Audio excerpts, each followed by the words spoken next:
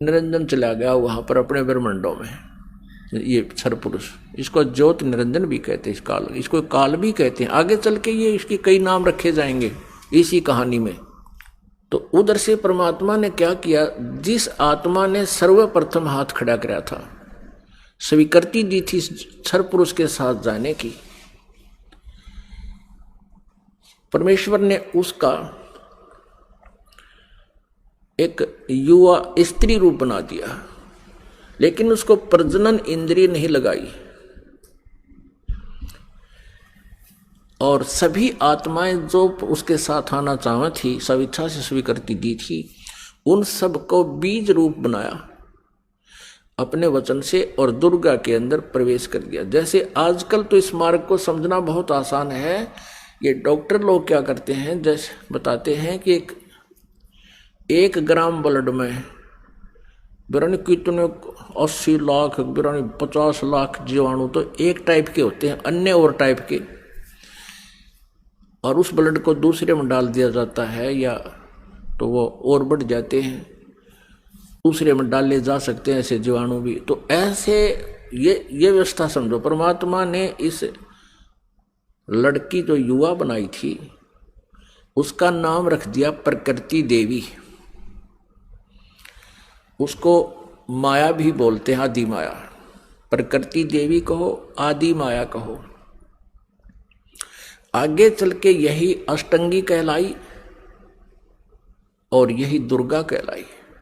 अब इसको श्री दुर्गा कहें। श्री दुर्गा जी के शरीर में प्रवेश कर दिया सभी आत्माओं को और कहा, बेटी मैंने तेरे को आशीर्वाद दे दिया है। परमेश्वर ने कहा कि बेटी मैंने तेरे को आशीर्वाद दे दिया है और सभी आत्माएं तेरे अंदर प्रवेश कर दी हैं, और आप वहां जाइए ज्योत निरंजन के पास, और जितने भी वो जीव कहे अपने वचन से उत्पन्न कर दिए नर और मादा, ये कहकर उतने ही वो सामने प्रकट हो जाएंगे।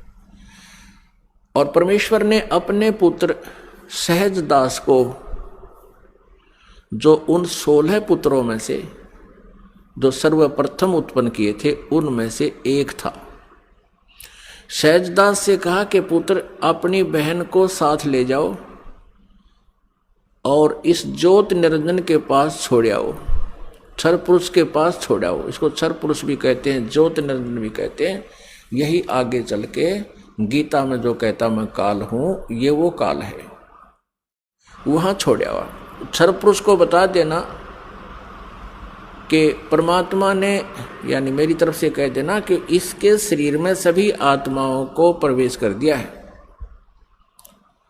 और इसको वचन दे दिया है, आशीर्वाद दे दिया है, इसको शक्ति दे दी है, इसको वरदान दे दिया है कि जितने जीव तू चाहेगा नर और मादा, ये लड़की प्रकृति देवी ये उत्पन्न कर देगी।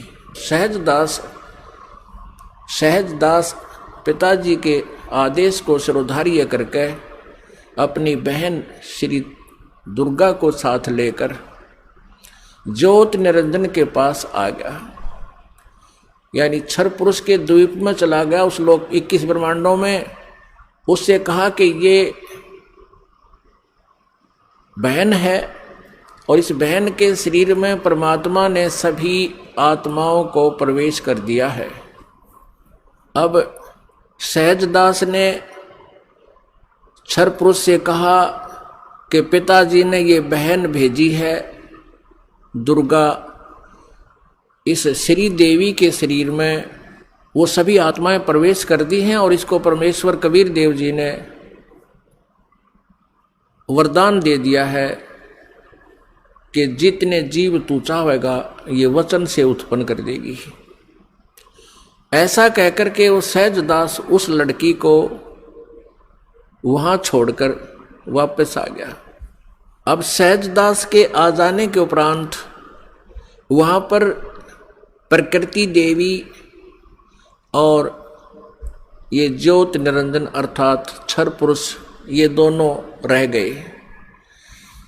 अब लड़की युवा होने के कारण उसका रूप रंग निखरा हुआ था। अब ज्योत निरंजन यानी क्षर पुरुष के मन में दोष उत्पन्न हो गया। अकेली युवा लड़की को देखकर उसने उस लड़की के साथ, दुर्गा के साथ, श्री देवी के साथ दुर्व्यवहार करना चाहा। तो प्रकृति देवी ने बार बार कहा कि ज्योत निरंजन तू ऐसा कर्म ना कर, मैं आपकी बहन हूं, आप मेरे बड़े भाई हो। आपकी उत्पत्ति परमेश्वर कबीर देव जी से, सतपुरुष से, अंडे से हुई, उसके बाद हमारी भी उत्पत्ति उसी परमेश्वर ने की। आप मेरे बड़े भाई हो, मैं आपकी छोटी बहन हूं, आप मेरे साथ ये जुल्म ना करो।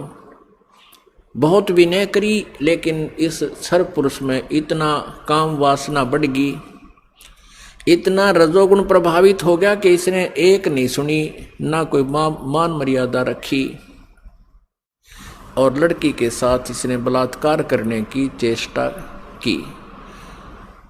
अभद्र तरीके से मुंह खोल रखा था। दुर्गा ने यानी प्रकृति देवी ने सूक्ष्म रूप बनाया, इसके मुंह में, पेट में शरण ग्रहण की। वैसे तो कहीं भागे जान नहीं दे सकता था, पता था उसको।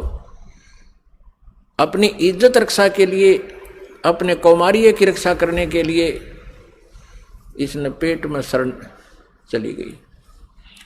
उधर से आवाज लगाई कि हे परमात्मा मेरी रक्षा करो, मुझे बचाओ, मेरे पिताजी मुझे बचाओ।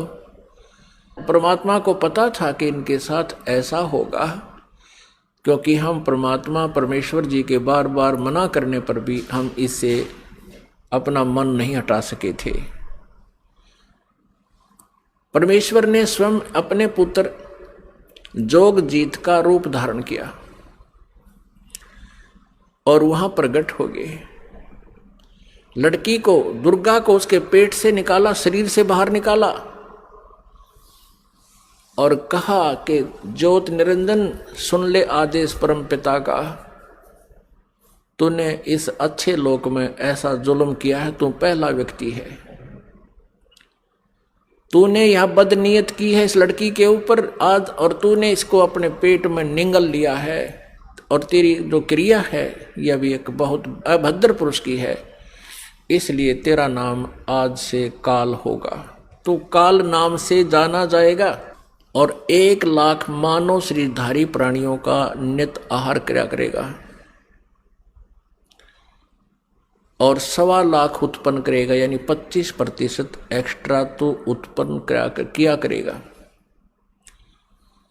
और आज से तुझे यहां से देश निकाला दे दिया है परमपिता परमेश्वर ने, सतलोक से निकाल दिया तुम्हारे को 21 ब्रह्मांड समेत दोनों भाग, यहां से निकल जाओ तुम। इतना ही कहा था, उसी समय ये 21 ब्रह्मांड वहां से ऐसे चल पड़े जैसे विमान स्पीड पकड़ लेता है। और इस प्रकृति देवी से, दुर्गा से परमात्मा ने कहा कि बेटी तुमने अपने पैर पे आप कवाड़ा मारा है, अब तुम सब इच्छा से इसके साथ जा रहे हो और पिताजी के दिल से तुम उतर गई, क्योंकि वहां परमात्मा अपना रूप बदले हुए खड़े थे। अब तुम यहां नहीं रह सकते। 21 ब्रह्मांड सतलोक से चले और सत्यलोक से, बाहरी अक्षेत्र से, सीमा से 16 शंख कोश, जैसे अरब खरब है, नील पद्म 10 पद्म, फिर शंख 10 शंख, ऐसे 16 शंख कोश। एक कोश लगभग 3 किलोमीटर का होता है, 48 शंख किलोमीटर समझो। ये 21 ब्रह्मांड आगे।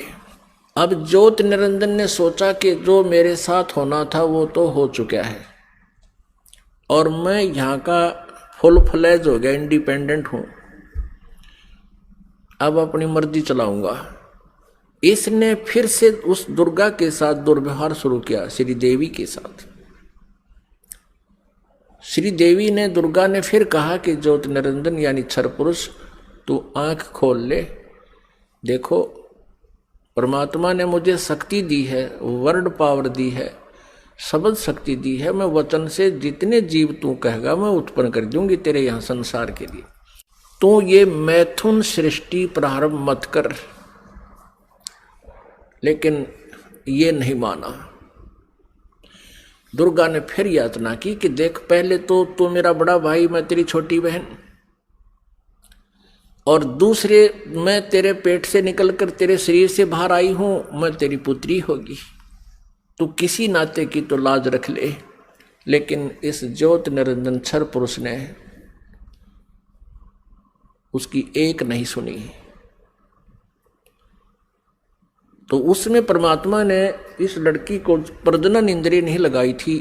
फिर इस काल ने, ज्योत निरंजन ने, ये तब से सिद्धियां भी आ जाती हैं। अपनी सिद्धि शक्ति से प्रजनन इंद्रिय बनाई, दुर्गा से बाई फोर्स विवाह किया, और फिर इन 3 पुत्रों की उत्पत्ति हुई। रजगुण युक्त ब्रह्मा जी, सतगुण युक्त विष्णु जी, तमगुण युक्त शिव जी। इन तीनों को एक एक गुण युक्त कर दिया। एक एक गुण युक्त कैसे किया? इस काल ने एक ब्रह्मांड के ऊपर टॉप मोस्ट प्लेस पर, शिखर में एक गुप्त स्थान बना रखा है। उस गुप्त स्थान में दुर्गा और इस काल के अतिरिक्त कोई नहीं जा सकता। तो वहां इसने 3 स्थान बना रखे हैं। उस गुप्त स्थान पर, गुप्त क्षेत्र में 3 स्थान बना रखे हैं। एक रजोगुण प्रधान क्षेत्र, एक सतोगुण प्रधान क्षेत्र, एक तमोगुण प्रधान क्षेत्र। जैसे किसी मकान में 3 कमरे हों, 3 कक्ष, एक कक्ष में अश्लील चित्र लगे हों, और दूसरे में साधु संत फकीरों के, महापुरुषों के चित्र लगे हों, और तीसरे में सूरवीरों के, शहीदों के चित्र लगे हों। जिसमें व्यक्ति उन अश्लील चित्र लगे हुए कक्ष में प्रवेश करेगा तो वहां जाकर उसका स्वभाव वैसा ही बन जाएगा, बट नेचुरल है। और फिर वो जाएगा उस जहां साधु संत फकीरों के चित्र लगे हैं, उसमें जाता है तो उसका एकदम विचार भाव बहुत ही विनम्र हो जाता है और भाव बदल जाते हैं।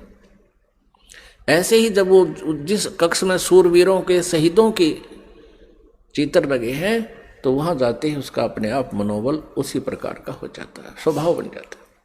तो ठीक इसी प्रकार इन तीनों पुत्रों को, रजगुण युक्त ब्रह्मा जी को जो कैसे बनाया कि दुर्गा को अपनी पत्नी रूप में, इस श्री देवी को पत्नी रूप में रखा। जब ये रजोगुण प्रधान क्षेत्र में निवास करने लगे तो उस समय इस क्षर पुरुष ने, ज्योति निरंजन ने, अपने 5 मुख बना लिए और वहां रहने लगे। इन दोनों के संयोग से जो पुत्र उत्पन्न हुआ वो पंचमुखी हो गया। और जब तक वो रजोगुण प्रधान क्षेत्र में रहे, इन दोनों का मनोभाव ऐसा ही बना रहा, जिस कारण से वो सभी गुण ब्रह्मा जी में प्रवेश कर गए। और फिर बचपन से ही ब्रह्मा जी को इन्होंने कोमा में कर दिया, परवरिश जारी रखी। जैसे देखा है, एक बता रहा था जी, 10 वर्ष से एक लड़का कोमा में है, एक व्यक्ति का कोमा में, एक पाइप के द्वारा उसमें आहार पेट में भेज देते हैं। तो ऐसे रखते हैं, ये कोमा में रखते हैं, युवा होने पर इनको सचेत कर देते हैं। अब दूसरा क्षेत्र जो सतोगुण प्रधान क्षेत्र है, उसमें ये काल विष्णु रूप बना लेता है, ये क्षर पुरुष, और अपनी पत्नी दुर्गा को वहां रखता है महालक्ष्मी रूप बना के। इन दोनों के संयोग से सतोगुण प्रधान क्षेत्र में जो पुत्र उत्पन्न होता है वो वैसा ही सतोगुण युक्त हो जाता है। और फिर विष्णु जी को भी ऐसे ही ये कोमा में रखते हैं, युवा होने पर इसको भी सचेत कर देते हैं। फिर ये तीसरे तमोगुण प्रधान क्षेत्र में चले जाते हैं। कौन? ये क्षर पुरुष और दुर्गा। अब श्री देवी का वहां रूप पार्वती जैसा बना लेते हैं, और स्वयं ये शिव रूप बना लेता। जैसे शिव जी का आप रूप देखते हो ऐसा ही तो शिव रूप बना लेता है। और उस तमोगुण प्रधान क्षेत्र में रहते हैं, वहां इनके संयोग से जो पुत्र उत्पन्न होता है वो ऑटोमेटिकली तमगुण युक्त हो जाता है। और जब वो पुत्र बड़ा होता है, उससे पहले उसको कोमा में रखते हैं, उसी तरह युवा होने पर उनको सचेत कर देते हैं। जब ये युवा हो जाते हैं, तीनों को इकट्ठा कर देते हैं। इकट्ठा करके फिर ये काल क्या कहता है, जब ये तीनों पुत्र युवा हो गए और कार्य करने योग्य हो गए, सृष्टि की स्थिति ये संभालने योग्य हो गए, तब इस काल ने, क्षर ब्रह्म ने, क्षर पुरुष ने कहा अपनी पत्नी दुर्गा से कि आज के बाद मैं किसी के समक्ष अपने ओरिजिनल वास्तविक रूप में नहीं आऊंगा, ये मेरी प्रतिज्ञा है। और आप जाओ नीचे इन लोकों में, 21 ब्रह्मांडों में, और संभालो सारी सृष्टि को। अब दुर्गा ने कहा कि ज्योति निरंजन मैं तेरे बस पड़ गई हूं, अपने पैर पे मैंने आपको कुल्हाड़ा मार रखा है, कुल्हाड़ी मार ली, अब तू जैसे नाच नचाएगा मुझे नाचना पड़ेगा। एक बात बता, मैं स्त्री अकेली कैसे इतने लंबे चौड़े ब्रह्मांड को चलाऊंगी, आप मेरे साथ रहोगे तो मुझे सहयोग मिलेगा। तब उसने कहा कि मैं गुप्त रहूंगा, कभी किसी के समक्ष नहीं आऊंगा, अपनी योग माया से छुपा रहूंगा, लेकिन मैं तेरा सहयोग पल पल पर देता रहूंगा। तू तो केवल निमित्त मात्र होगी, जो भी कुछ करूंगा मैं अपना आप करूंगा, मेरे कर्म अलौकिक होंगे। इतना कहकर दुर्गा को इन तीनों पुत्रों के पास भेज दिया। दुर्गा ने इन तीनों को सचेत किया, एक स्थान पर इकट्ठा कर दिया प्रेरणा कर करके। तब इनसे कहा कि तुम तीनों कार्य करो अपना अपना, ब्रह्मा सृष्टि उत्पत्ति और विष्णु सतिथि और शिव संहार करो। तब इन्होंने कहा कि माता कहीं स्थान तो है ही नहीं, सब जल ही जल है, हम कहाँ रहेंगे। इनको वहाँ समुद्र के अंदर अक्षीर समुद्र में रखा हुआ था। तब दुर्गा ने कहा कि तुम चलो तीनों विमान में बैठो। इनको बहुत कुछ दिखाया, ऊपर के लोक लाख दिखाए सारे। फिर इन तीनों को की 3 राजधानियां बना रखी हैं, एक शिवपुरी, एक विष्णुपुरी और एक ब्रह्मापुरी। शिवलोक कहो से शिवपुरी कहो, ब्रह्मापुरी को से ब्रह्मालोक कहो, और विष्णुपुरी को चाहे विष्णु लोक को। इनको तीनों को एक एक लोक में भेज दिया, अपनी न्यारी स्थान दे दिए। फिर इनसे कहा कि तीनों से कहा कि जाओ तुम सागर मंथन करो। आदेश दुर्गा को देता है ये ब्रह्म सरपुरुष क्षर ब्रह्म, और दुर्गा इन बच्चों से कह देती है कि जाओ तुम सागर मंथन करो। आगे से काल ने सब व्यवस्था कर रखी थी। प्रथम बार जो सागर मंथन हुआ, इस काल ने क्या किया कि अपने श्वासों से 4 वेद छुपा दिए उसमें समुद्र में। सागर मंथन करने से वो 4 वेद बाहर आए, लिपिबद्ध हुए वे। जैसे दूध का प्रारूप कुछ होता है, उसमें जामन लगा देते हैं, दही बनती है, दही को रिड़कते हैं तो मक्खन का कुछ और ही प्रारूप होता, फिर दोबारा लस्सी में नहीं मिल सकता। तो इस प्रकार वो 4 वेद अपने आप बहुत सुंदर कमल के फूलों पर रखे हुए आए। ब्रह्मा ने 4 उठा लिए। अब वो वेद लेकर आए तो दुर्गा ने, आकाशवाणी काल ने बता दिया था कि ब्रह्मा को कहो ये वेद पढ़े, और मैं उसको अंदर से प्रेरणा कर करके कुछ अर्थ बताऊंगा। तो ब्रह्मा ने, उससे पहले ब्रह्मा और विष्णु और शिव वेद पढ़ने से पहले तीनों दुर्गा से पूछा करते थे कि माता हमारा पिता कौन है।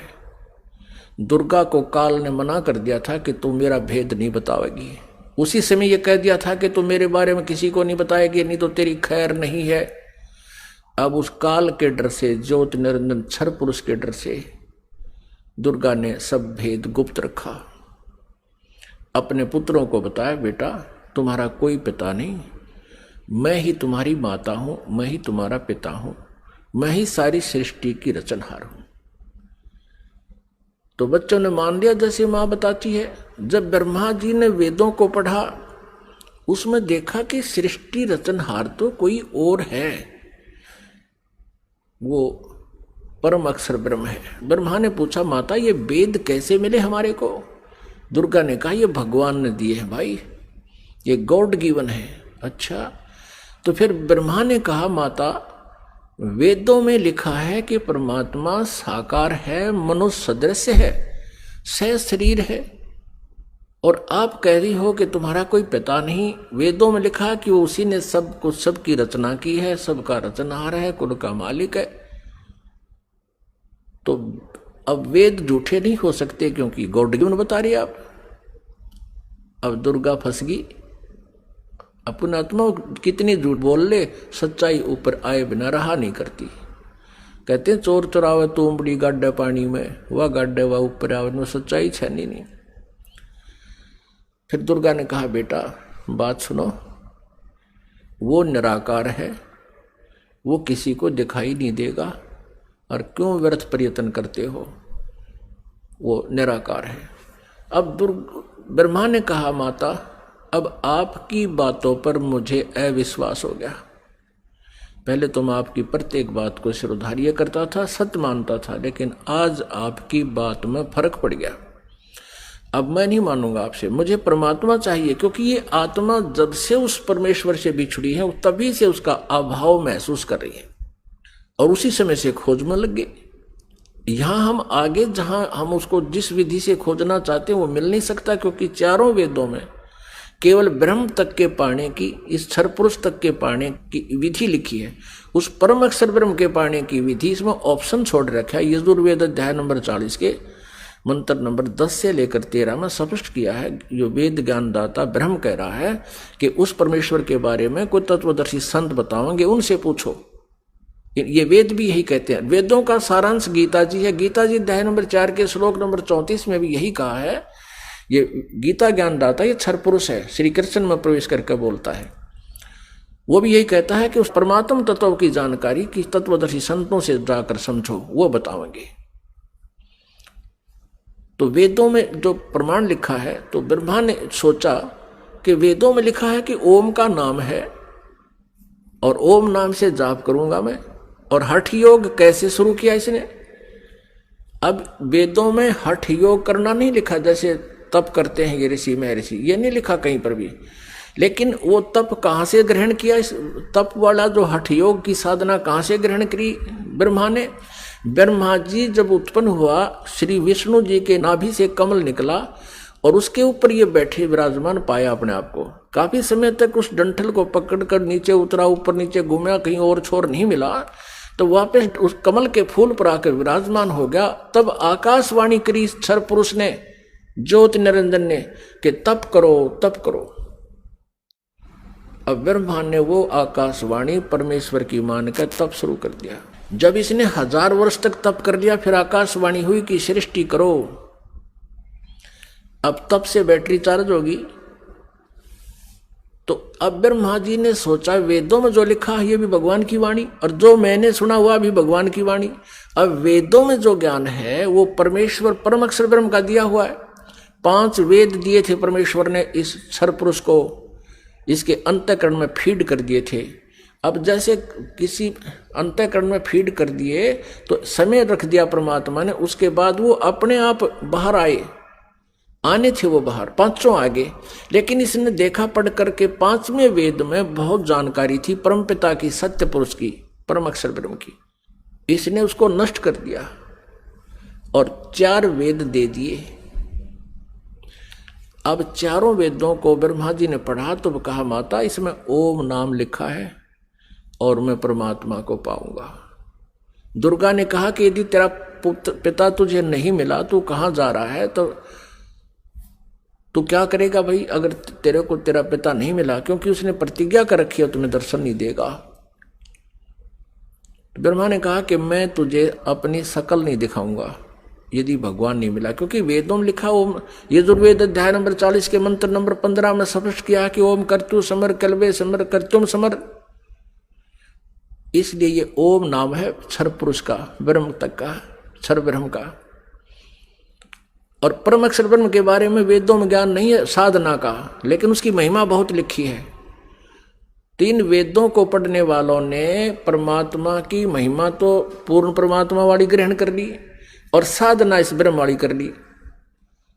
जानकारी परम अक्षर ब्रह्म की अधिक है, जिसको परम अक्षर ब्रह्म कहते हैं, सत्पुरुष भी कहते हैं।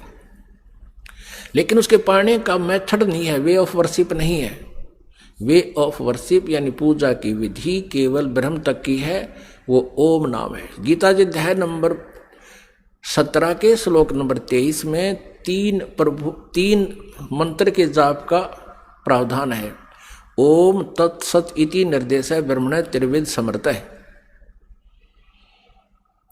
और गीता जी अध्याय नंबर 15 के श्लोक नंबर 1 से 4 में और 16 और 17 में विस्तार से विवरण दिया गया है कि इस संसार रूपी वृक्ष के तना कौन है, जड़ कौन है और शाखा कौन है, डार कौन है, पत्ते क्या है। इनको जो जानता है वो तत्वदर्शी संत है। और उसमें 16 और 17 श्लोक में 15वें अध्याय के गीता जी में सरपुरुष, अक्षर पुरुष और परम अक्षर ब्रह्म, यानी उस उत्तम पुरुष है तू अन्य, इन सरपुरुष और अक्षर पुरुष से कोई अन्य है, वो परम अक्षर ब्रह्म है। गीता जी अध्याय नंबर 8 के श्लोक नंबर 1 में अर्जुन ने पूछा कि आप जी ने जो अध्याय नंबर 7 के मंत्र 29 में जिस तत्ब्रह्म के बारे में कहा प्रभु वो किम तत्ब्रह्म, उसका उत्तर गीता ज्ञानदाता ने 8वें अध्याय के 3रे श्लोक में दिया है कि वो परम अक्षर ब्रह्म है और वही सबका सृष्टि रचनहार है।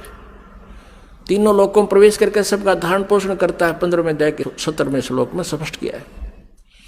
तो वो परम अक्षर ब्रह्म है, उसकी जानकारी वेदों में पाने की नहीं है, वो तो तत्वदर्शी संत बताएगा, ये दास बताएगा, परमात्मा ने भेजा है उस इसी उद्देश्य से।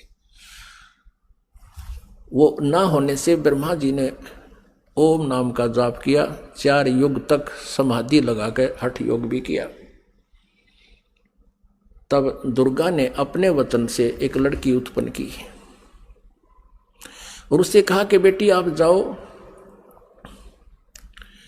और ब्रह्मा को जो समाधिस्थ है उसको उठाओ और कहो कि आपको माता याद कर रही है, तेरे बिना सृष्टि नहीं रची जा रही।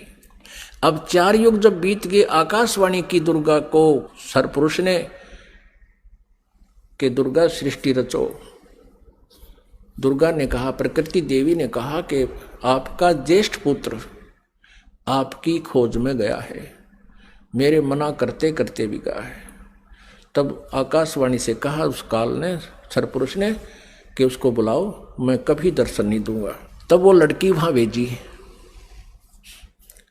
लड़की ने जाकर के देखा कि आवाज लगाई, ब्रह्मा उठा नहीं। तब दुर्गा से अपना आकाश यानी अंदर से अंतःकरण से फोन किया, टेलीफोन किया कि माता ये उठ नहीं रहा, अब क्या करूं, बहुत आवाज लगा ली।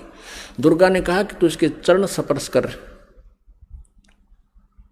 चरण स्पर्श करते ही ब्रह्मा की आंखें यानी समाधि टूट गई।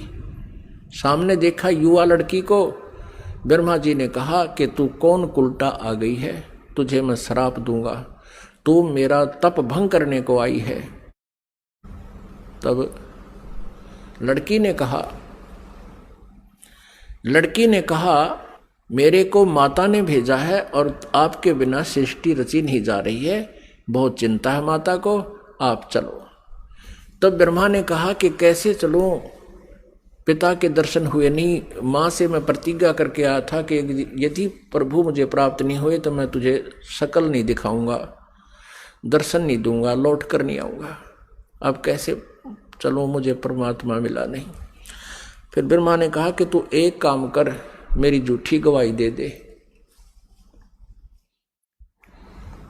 तो मैं तेरे साथ चल पड़ूं। अब उस लड़की ने सोचा कि माँ का कार्य नहीं हुआ तो अक्षुब्ध होगी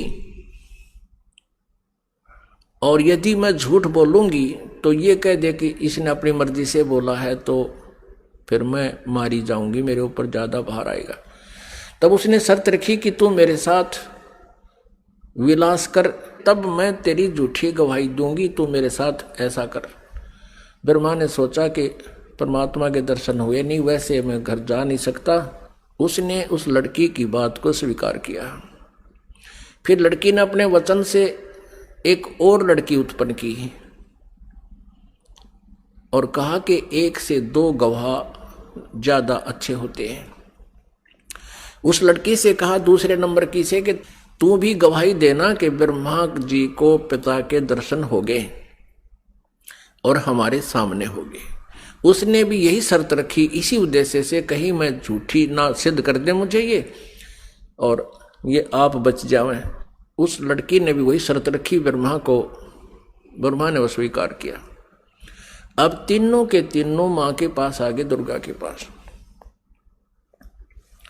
अब दुर्गा ने पूछा, प्रकृति देवी ने पूछा ब्रह्मा से, क्या आपको अपने पिता के दर्शन हो गए? अब सुनियोजित षड्यंत्र के तहत ब्रह्मा ने कहा कि हाँ, मुझे पिताजी के दर्शन हो गए। तब दुर्गा ने कहा कि भाई कैसे मानूं मैं तेरी बात को, क्योंकि दुर्गा को तो फाइनल था कि उसने कह रखा कि मैं दर्शन नहीं दूंगा, ये मेरा फाइनल आदेश है, फाइनल फैसला है, डिसीजन है। अब दुर्गा को पूरा दृढ़ विश्वास था कि ऐसा तो हो नहीं सकता। तो उसने कहा कोई गवाह बता भाई, कोई एविडेंस दे। ब्रह्मा ने कहा कि दोनों लड़कियां मेरी गवाह हैं। अब उस दोनों लड़कियों से दुर्गा ने पूछा कि बताओ तुम्हारे सामने इसको दर्शन हुए? हाँ। दोनों ने झूठी गवाही दे दी कि हमारे सामने इसको ब्रह्मा जी को भगवान ने दर्शन दिए हैं, मनुष्य दृश्य है। क्योंकि वेदों में लिखा है, यजुर्वेद अध्याय नंबर 5 के श्लोक नंबर 1 में और 5 के मंत्र नंबर 8 में, तो 8 में तो 3 बार लिखा भगवान के विषय में, और यजुर्वेद अध्याय नंबर 5 के श्लोक नंबर 1 मंत्र में 2 बार लिखा अग्ने तनुरसी विष्णुवे तवा सोमस्य तनुरसी।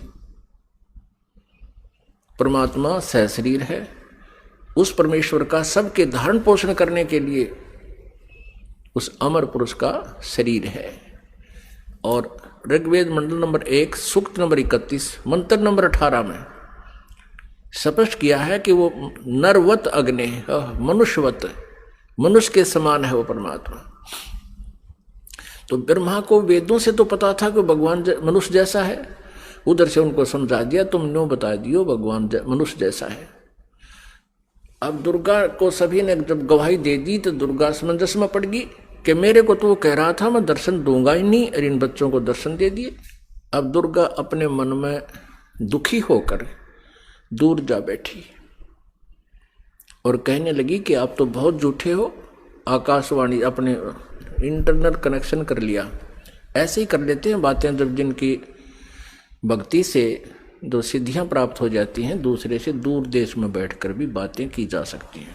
अब दुर्गा ने कहा कि आप झूठे हो, आप झूठ भी बोलते हो, संभालो अपने काम को, आप ही करो, मुझे कुछ कहते हो, बच्चों को कुछ कहा है। तब उस आकाशवाणी की उस काल ने, ब्रह्म ने, क्षरब्रह्म ने, कि तीनों झूठ बोल रहे हैं, मैंने कोई दर्शन नहीं दिए। तब वो आई करड़ी होकर दुर्गा, जैसे जांच अधिकारी को जो पता लग जाता है कि सच्चाई क्या है, पहले तो विनम्रता से पूछता है वो थानेदार, और फिर सोटा ठाकर खड़ा हो जाता है, सच्ची बता दो, झूठ बोलते हो तुमने उससे पता किया, मैंने उससे पता किया, वो ऐसे ऐसे कर रहा। तब वो कहने लगा कि मुझे आकाशवाणी हुई है परमात्मा की कि तुमने को कोई दर्शन नहीं हुए हैं। तब ब्रह्मा हंसने लग गया कि माता, मैं प्रतिज्ञा करके गया था कि पिताजी के दर्शन नहीं हुए तो मैं आपको दर्शन नहीं दूंगा। पिता के दर्शन हुए नहीं थे, हम तीनों ने मिलकर झूठ बोल दिया वापस आने के लिए।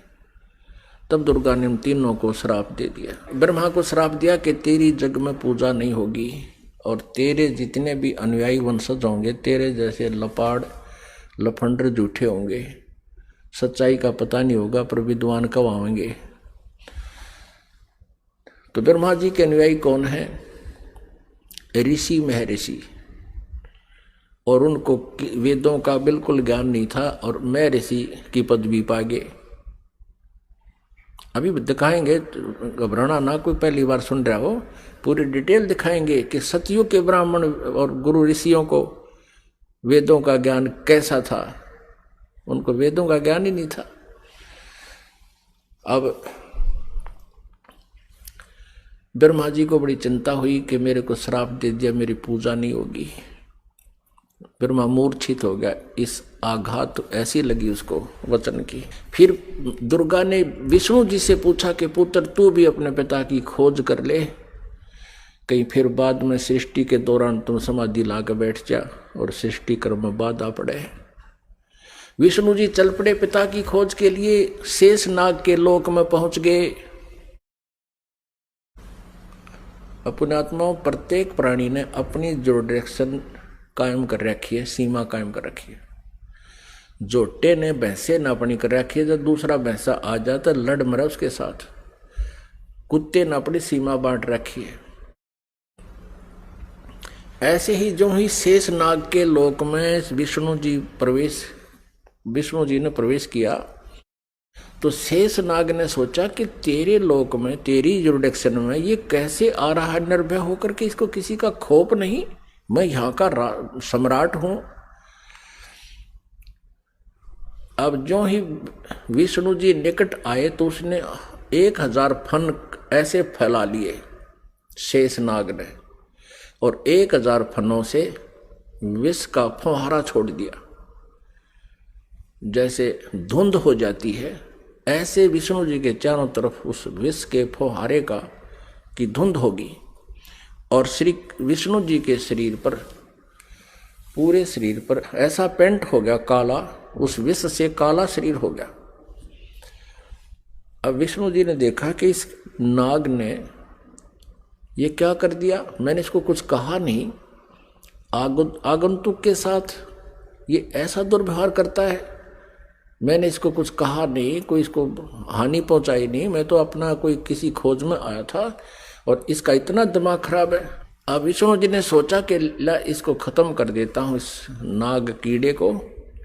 जो ही शेष नाग को मारने के लिए आगे को चले विष्णु जी, आकाशवाणी की उस ब्रह्म ने, क्षर पुरुष ने, इनके पिता ने, कि विष्णु तुम ऐसे एक दूसरे को मारते रहोगे तो सृष्टि कैसे चलेगी, तुम वापस जाओ, और कहीं पर मैं कभी किसी के सामने नहीं आऊंगा, मैं दर्शन नहीं दूंगा किसी को, मेरी उपलब्धि कोई नहीं कर सकता, और जाके अपनी माता को सच सच बता दे कि मुझे दर्शन नहीं हुए। यदि तू झूठ बोलेगा तो तेरा भी हरास ब्रह्मा जैसा होगा। और इस शेष नाग ने जो तेरे साथ अभद्र व्यवहार किया है, इसका ऑयल, इसका टिट फॉर टैट, यानी इसका बदला तू द्वापर युग में श्री कृष्ण रूप में जाएगा, तब तू इसका बदला लेना, और अब इसको कुछ मत कहे। विष्णु जी को जब आकाशवाणी हुई, उसने परमात्मा की आकाशवाणी मान के वापस माँ के पास आ गया। दुर्गा ने पूछा, बेटा तूने अपने पिता के दर्शन हुए? विष्णु जी ने कहा कि नहीं माता, मुझे कोई दर्शन नहीं हुए। और माता ने पूछा, फिर तेरा हाल ऐसा कैसा हो गया कि ऐसे ऐसे शेष नाग के लोक में चला गया, उसने मेरे साथ ऐसा किया, और आकाशवाणी में कहा है कि इसको अब मत मार, द्वापर युग में जब तू श्री कृष्ण रूप में जाएगा तब तुझे इसका बदला दिलाऊंगा। अब दुर्गा ने विष्णु जी को सीने से लगा लिया कि बेटा तेरे को सतिथि का विभाग दिया जाएगा, और तेरी पूजा जग में होगी, और तू बहुत सच्चा व्यक्ति है। अब तीसरे शिव जी के पास दुर्गा गई, अपने पुत्र के पास, और कहा, बेटा तेरे 2 भाइयों को तो पिता के दर्शन हुए नहीं, उन्होंने खूब ट्राई कर ली, अब आप भी खोज कर लो अपने पिता की, कहीं फिर बाद में सृष्टि कर्म शुरू हो जाए, उसके बाद तुम जाओ कितना संन्यास धारण करो, अभी जाके खोज कर ले। भगवान शिव जी ने, शंकर ने समझदारी की, कहा माता जब मेरे 2 बड़े भाइयों को पिता के दर्शन नहीं हुए, ब्रह्मा जी ने तो 4 युग समाधि भी लगाई, और विष्णु जी ने वैसे घूम घाम कर ढूंढना चाहा, तो मैं तो ट्राई ही नहीं करता माता, पर मुझे एक वरदान दे दो। दुर्गा से शिवजी ने कहा, तमोगुण शिव ने कहा कि मुझे एक वर दे दो माता, कि मेरी मृत्यु कभी ना हो, मैं अमर हो जाऊं। अब दुर्गा ने कहा कि बेटा, श्री देवी ने कहा कि पुत्र यहां ऐसा नहीं हो सकता, जिसका जन्म है उसकी मृत्यु होगी ही होगी, ये मेरे बस से बाहर की बात है, लेकिन मैं तुझे एक विधि बताती हूं जिससे तेरी आयु सबसे अधिक हो जाएगी। तो भगवान शिव ने कहा कि माता वही कृपा कर दो। तो दुर्गा ने कहा कि बेटा इस आयु के बढ़ाने का एक विधि है, तरीका है कि प्राणायाम करके श्वास को सूक्ष्म कर ले, एक स्थान पर बैठा रहे और सूक्ष्म श्वास कम से कम लेने से आयु बढ़ जाती है, क्योंकि आयु श्वासों पर आधारित है। तो भगवान शंकर ने यही सिरोधार्य किया, जैसे आप किया गया। आप देखते हो ज्यादातर भगवान शिव जी समाधिस्थ रहते हैं, इनकी आयु भी सबसे लंबी है। 7 ब्रह्मा की मृत्यु के उपरांत एक विष्णु जी की मृत्यु होगी, 7 विष्णु जी की मृत्यु के उपरांत एक शिव जी की मृत्यु होगी, तमोगुण शिव की। इसकी इतनी लंबी आयु है। और एक ब्रह्मा जी की आयु कितनी है? ब्रह्मा जी का एक दिन, रजगुण ब्रह्मा जी का एक दिन 1000 चतुर्युग का होता है। और इतनी ही रात्रि, एक चतुर्युग में कितने वर्ष हैं हमारे मनुष्यों के? 43,20,000 वर्ष एक चतुर्युग में। ऐसे ऐसे 1000 चतुर्युग का ब्रह्मा जी का दिन और इतनी ही रात्रि। 30 दिन रात का महीना, 12 महीने का एक वर्ष और 100 वर्ष की ब्रह्मा जी की आयु। इससे 7 गुना विष्णु जी की, सतगुण विष्णु जी की, और विष्णु जी से 7 गुना तम गुण शिव जी की, इतनी लंबी आयु होगी। फिर इन तीनों पुत्रों का दुर्गा ने विवाह करना चाहा। आकाशवाणी की उस काल ब्रह्म ने, सरपुरुष ने दुर्गा जी से कि दुर्गा तो इन तीनों बच्चों को पुनः सागर मंथर पर भेज दे, और वहां इनका विवाह करने के लिए तू ही 3 रूप बना करके 3 लड़कियों के रूप से निकलना है। अब श्री देवी ने 3 रूप बनाए, गुप्त, और समुद्र में छुपा दिए। उधर से तीनों पुत्रों से कहा कि जाओ बेटा तुम सागर मंथन करो। उधर से ये काल सब व्यवस्था कर देता है। इन्होंने जाकर के सागर मंथन दूसरी बार किया तो 3 लड़कियां बाहर आई। अब माता ने कहा था बेटा जो पहले निकले उसकी पहचान कर लेना, अलग अलग। दूसरी बार जो निकले उसकी पहचान तीसरे के। तो तीनों ने आगे पीछे कर लिया, उनको मां के पास ले आए। दुर्गा ने पूछा पहले कौन सी निकली थी? कि ये वाली। उसका नाम सावित्री रख दिया और ब्रह्मा से कहा कि ये तेरी पत्नी रूप में होगी। दूसरी को कहा तेरा नाम लक्ष्मी होगा और विष्णु जी से उसका विवाह कर दिया। और तीसरी से कहा कि तेरा नाम उमा होगा और उसका विवाह शिव जी से कर दिया। अब यहां से इस एक ब्रह्मांड में काल सृष्टि प्रारंभ हुई। इस क्षर पुरुष का परिवार प्रारंभ हुआ। इससे सुर और असुर उत्पन्न हुए। और पुण्यात्माओं, जो पुराणों में हम सागर मंथन सुनते हैं कि 14 रत्न निकले, भगवान शिव ने विष को ग्रहण किया, वो तो बहुत बाद की बातें हैं। तो पहले ये इस प्रकार सागर मंथन हुए थे। वो इन वेदों में, इन पुराणों में नहीं है, वो सूक्ष्म वेद में है, 5वें वेद में। पुण्यात्माओं, अब ये है वो सृष्टि रचना जो 5वें वेद में है, सूक्ष्म वेद में है। अब 5वें वेद का हमें पता नहीं था। आदि शंकराचार्य जी ने अपने द्वारा रची पुस्तक में उस सूक्ष्म वेद का, 5वें वेद का वर्णन किया है। और उन्होंने अपने द्वारा रची उस पुस्तक में उसको मेंशन किया है, समय आने पर दिखाएंगे। अब परमेश्वर कबीर देव जी ने 600 वर्ष पहले सन 1398 में वो सशरीर आए थे। सतलोक से चलकर एक शिशु का रूप धारण किया था। काशी शहर में बने एक लहर तारा नामक तालाब पर कमल के फूल पर विराजमान हुए थे प्रभु। और ये 5वां वेद प्रदान करने के लिए आते हैं अपने मुखारविंद से। और उनको एक निसंतान जुल्हा दंपति उठा ले गए थे। जुल्हे के घर प्रभु परवेश की लीला करते हुए बड़े हुए, वही कार्य करके दिखाया जनता को, क्योंकि ऐसी परमात्मा लीला किया करते हैं। वेदों में ऐसा ही लिखा है कि वो परमात्मा आता है प्रत्येक युग में, और ऐसे मनुष्य जैसी एक जीवन मनुष्य जैसे कर्म करके ये लीला करता हुआ अपना निर्वाह करके दिखाता है। ऋग्वेद मंडल नंबर 1 सूक्त नंबर 31 मंत्र नंबर 17 में।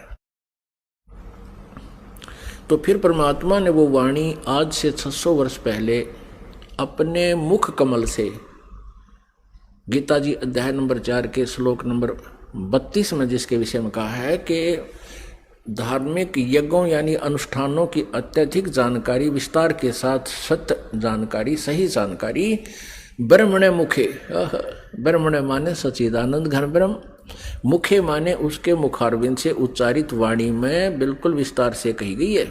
वो तत्व ज्ञान है। उसको जानने के बाद फिर सभी कर्म समाप्त हो जाएंगे, यानी डले डोने बंद हो जाएंगे, गलत साधना आप नहीं करोगे। परमेश्वर कबीर देव जी उस समय कहा करते थे इन नकली गुरु आचार्यों से, मंडलेश्वरों से, कि तुम जनता को गुमराह कर रहे हो, तुम कह रहे हो कि ब्रह्मा विष्णु महेश के कोई माता पिता नहीं। परमात्मा कहा करते इनके माता पिता हैं, ये जन्मते मरते हैं, इनकी मृत्यु होती है, जन्म होता है, ये अविनाशी नहीं है, ये कंप्लीट गॉड नहीं है। तो इस बात का बहुत विरोध हुआ था परमेश्वर का। उन झूठे आचार्यों ने, उन नकली गुरुओं ने कबीर परमेश्वर के बारे में बहुत गलत धारणाएं पैदा कर दी कि ये झूठा है, अशिक्षित है, इसने वेदों गीता को पढ़ा नहीं, पुराणों को पढ़ा नहीं, क्योंकि ये संस्कृत नहीं जानता। अशिक्षित व्यक्ति है, ये क्या जाने वेदों और गीता और पुराणों के बारे में, ये झूठ बोल रहा है, इसकी मत मानना, मत सुनना। उस समय तो हम धोखा खा गए जनता वाले, क्योंकि हमारे आचार्य जो हैं, जो गुरु लोग थे, ब्राह्मण ऋषि थे, वो संस्कृत भाषा जानते थे।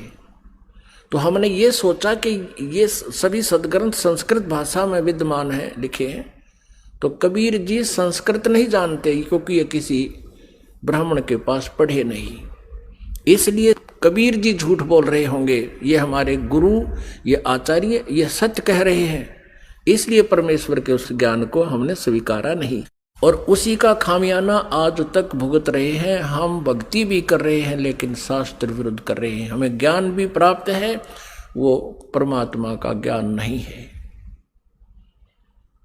आज से 600 वर्ष पहले परमात्मा ने अपने सच्चिदानंद घन ब्रह्म की वाणी में क्या बोला था, क्या बताया था।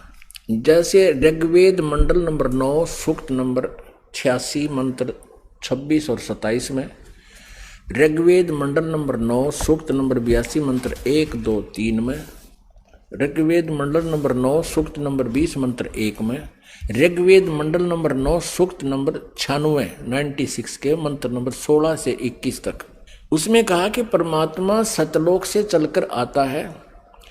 ऋग्वेद मंडल नंबर 9 सूक्त नंबर 1 मंत्र नंबर 8 और 9 में स्पष्ट किया परमात्मा कि वह शिशु रूप धारण करता है, और जब वो शिशु रूप में आता है परमात्मा, तो उसकी परवरिश की लीला कंवारी गायों से होती है, और वो परमात्मा तत्व ज्ञान, यथार्थ ज्ञान को बताने के लिए अपनी प्यारी आत्माओं को मिलता है, श्रेष्ठ वर्णीय आत्माओं को, श्रेष्ठ आत्माओं को मिलता है, उनको फिर तत्व ज्ञान से परिपूर्ण करता है। उसी आधार से परमात्मा जो लीला किया ही करते हैं, उसी तरह करते हुए आदरणीय धर्मदास साहिब जी को मिले। अच्छी आत्माओं में से किन किन अच्छी आत्माओं को मिले? आदरणीय धर्मदास साहिब जी को मिले, आदरणीय मलुकदास साहिब जी को मिले, आदरणीय दादूदास साहिब जी को मिले, आदरणीय नानक साहिब जी को मिले, आदरणीय गरीबदास साहिब जी गांव छुडानी जिला झज्जर हरियाणा वाले को मिले, आदरणीय घीसा साहिब जी गांव खेखड़ा जिला मेरठ उत्तर प्रदेश वाले को मिले। तो वो परमात्मा के गुणों में लिखा है कि वो ऐसा करते हैं, वेद भी गवाही दे रहे हैं। उसी आधार से परमात्मा धर्मदास साहिब जी को मिले थे, जो बांधवगढ़ के रहने वाले थे, मथुरा में गए हुए थे भगवान की खोज में। वहां परमात्मा ने कहा था इन तीर्थों पर भगवान नहीं है, भगवान आपके सदग्रंथों में लिखी हुई विधि से प्राप्त होगा। और धर्मदास जी आप यहाँ कह रहे हो कि भगवान यहाँ घूमा करते थे श्री कृष्ण जी, फिर अब तो नहीं है वो, या तो घूमा करते थे उस समय आते तुम, अब वो है ही नहीं, अब क्या ढूंढने आते हो? आपके सदग्रंथों में लिखे हैं, उन सदग्रंथों से ढूंढो। क्या बताया भगवान ने?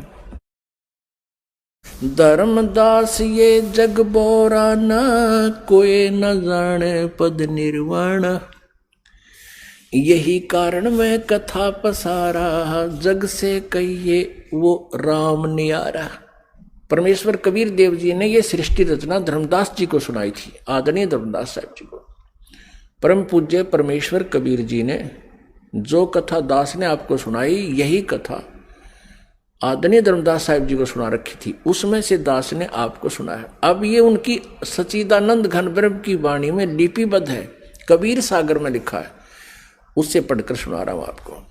वो कबीर वाणी कहलाती है, सच्चिदानंद घन ब्रह्म की वाणी कहलाती है, जिसके विषय में गीता जी अध्याय नंबर 4 के श्लोक नंबर 32 में कहा है कि वो सच्चिदानंद घन ब्रह्म की मुखारविंद से उतरित उस अमर वाणी में, कबीर वाणी में लिखा है। धर्मदास ये जग बोराना, कोई न जान पुद निर्वाणा। यही कारण मैं कथा पसारा, जग से कहिए वो राम निहारा। यही ज्ञान जग जीव सुनावो, सब जीवों का भरम नसावो। अब मैं तुमसे कहूँ चिताई, त्रिदेवन की उत्पत्ति भाई। इन तीनों देवताओं की उत्पत्ति मैं तुम्हें बताता हूं, परमेश्वर कहते हैं कबीर जी। परम पूज्य कबीर परमेश्वर जी क्या बता रहे हैं कि अब मैं तुझे तुम्हारे तीनों देवताओं की उत्पत्ति बताता हूं। पुण्यात्माओं, 600 वर्ष पहले परमात्मा ने यह ज्ञान अपनी सच्चिदानंद घन ब्रह्म की वाणी में लिखा, बोला, वो लिखा गया। और यही अब आपको रूबरू कराएंगे पुराणों में और वेदों में, गीता जी में। आप दांतों तले उंगली दबाओगे कि सचमुच है भगवान ने हमारे को कैसा मूर्ख बना रखा था इन नकली आचार्यों ने, गुरुओं ने। हमें हमारे सिलेबस से भी परिचित नहीं कराया इन अध्यात्मिक गुरुओं ने। हमारा सिलेबस है, हमारे सदग्रंथ है, इनके विरुद्ध जो ज्ञान सुना जाता है शास्त्र सिलेबस के विरुद्ध है, शास्त्र विरुद्ध है। अब मैं तुमसे कहूँ चिताई, त्रिदेवन की उत्पत्ति भाई। कुछ संक्षेप कहूँ गौराई, सब संशय तुमरे मिट जाई। कहते थोड़े से समय में संक्षेप में बताऊंगा, उससे में सारे संशय दूर हो जाएंगे। ज्ञानी सुने सो हृदय लगाई, मूर्ख सुने तो गम ना पाई। इस ज्ञान को जो बुद्धिमान व्यक्ति सुनेंगे, इस कथा को, तो हृदय से लगाएंगे कि सचमुच सही है। और प्रमाण देखेंगे अपने सदग्रंथों में, पुराणों में और वेदों और गीता जी में। बुद्धिमान तो हृदय से लगाएगा कि सचमुच यही बात है, हमें पता नहीं लगा।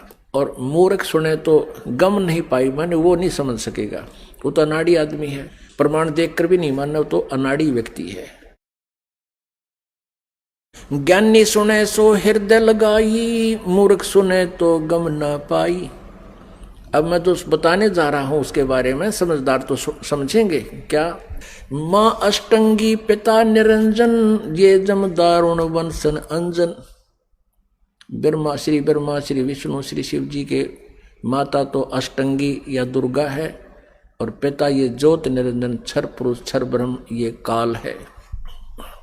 माँ अष्टंगी पिता निरंजन, ये जम दारुण वंशन अंजन। पहले कीन निरंजन राई, पीछे से माया उपजाई। पहले तो कहते हैं ज्योत निरंजन क्षर ब्रह्म का अंडे से जन्म हुआ, उत्पत्ति हुई परमात्मा से ही, और पीछे से दुर्गा की उत्पत्ति की परमेश्वर ने ही, परम अक्षर ब्रह्म ने, सतपुरुष कबीर साहब ने। तो फिर क्या बताते हैं, पहले कीन निरंजन राई, पीछे से माया उपजाई। माया दुर्गा को कहते हैं। माया रूप देख अति शोभा, देव निरंजन तन मन लोभा। दुर्गा के सुंदर रूप को देखकर इसके अंदर विषय वासना प्रभावित होगी, प्रबल होगी। कामदेव धर्मराय सताए, देवी को तुरंत धर खाए। क्या बताते हैं कि इस काल के अंदर उत्तेजना उत्पन्न होगी और दुर्गा इसके मुंह में चली गई। इसने बुरी तरह अभद्र तरीके से आलिंगनबद्ध करने के लिए हाथ फैला रखे थे और किस करने के लिए मुंह पाड़ रखा था पागल की तरह। दुर्गा इसके मुंह से चली गई अंदर पेट में। पेट से देवी करी पुकारा, हे साहब मेरा करो उभारा।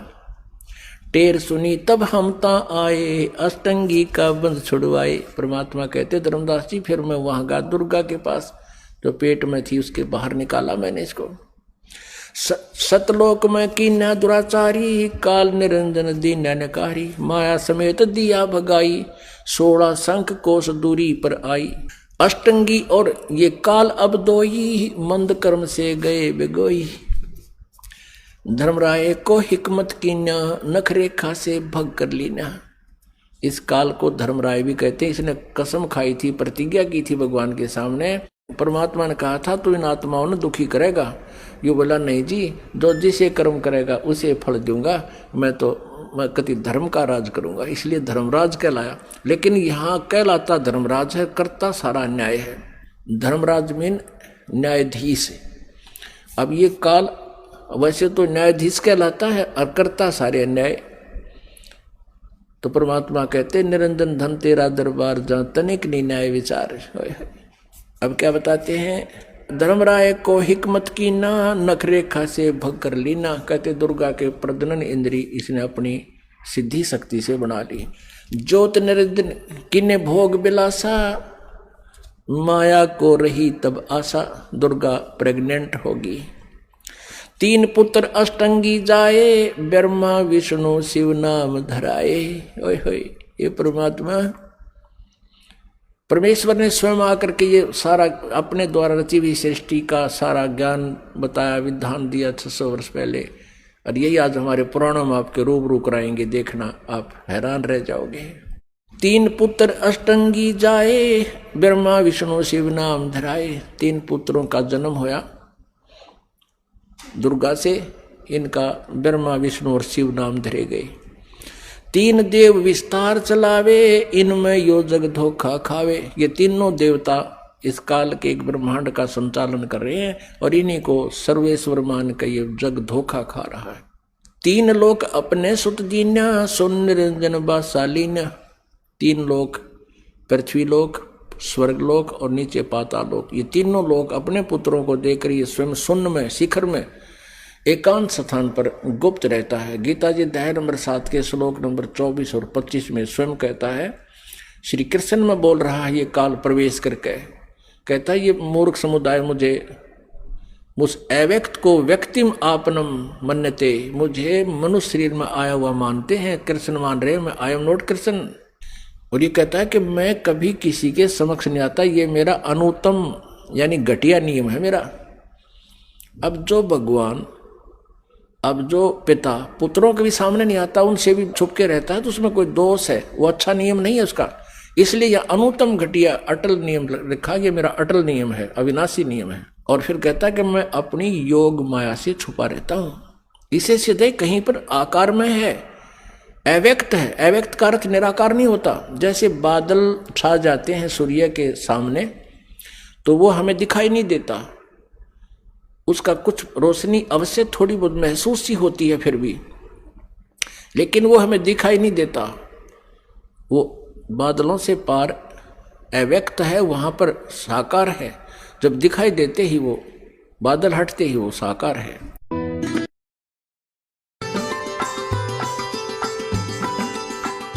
निरंजन चला गया वहां पर अपने ब्रह्मांडों में, ये क्षर पुरुष। इसको ज्योत निरंजन भी कहते हैं, इस काल, इसको काल भी कहते हैं। आगे चल के ये इसके कई नाम रखे जाएंगे इसी कहानी में। तो उधर से परमात्मा ने क्या किया, जिस आत्मा ने सर्वप्रथम हाथ खड़ा कराया था, स्वीकृति दी थी क्षर पुरुष के साथ जाने की,